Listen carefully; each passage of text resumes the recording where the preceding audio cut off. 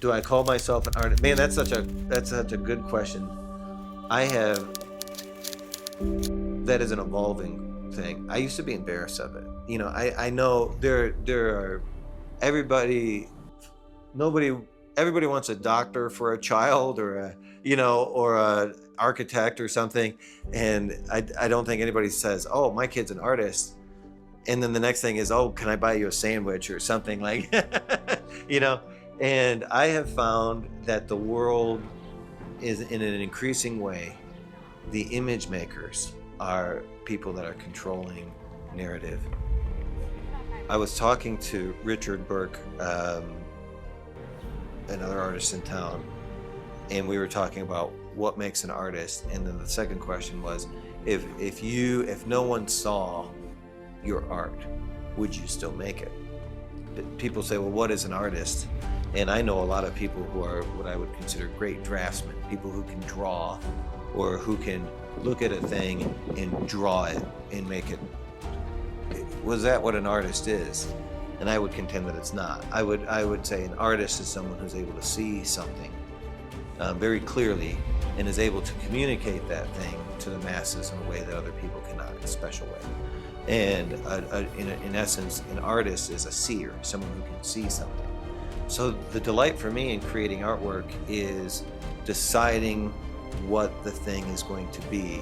And then the struggle for me is not the painting itself, it's whether or not my hand can do the thing that I have designed in my head or in sketches or wherever. So honestly, the fun part for me is, prior to the paint even going up on the wall, is imagining what could go up on the wall. And what's the story and what's the narrative, and then talking to people, figuring out what the research is, doing research on buffaloes and how sure they should stand, all the sketches that I did to figure out and what is the appropriate composition for that wall at that space for this community at this time. All of those things play into how I ultimately decide to paint my brushstrokes. The brushstrokes are really secondary to the idea. This is a harsh land. I was reading a book before coming here on the great, the American trappers and all those guys, and they said this is a place where people often visit but seldom remain. And so I think that the idea behind the buffalo is, obviously the buffalo is the iconic American Western. It has. I read this great thing. It was on Ken Burns' Ken Burns' The West, and it said something is always about to happen, and that something is always just on the horizon, and it's always just beyond our reach, and that thing is always west. And I feel like in a lot of ways, the nomadic ways that buffaloes are, their herd, the way they operate in a herd, just their whole culture as a species, and then the fact that their home is here, I thought that, combined with going into the wind and sort of hitting in that beautiful light that the buffalo is just in that alleyway there, would be a great tribute to the culture of Douglas and to the community.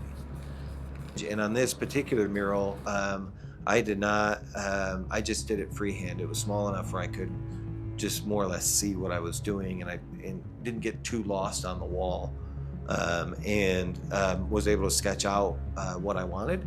And then after that, what you saw was coming back with spray paint, and then I build in as much color and as much dimension as I can with the spray paint.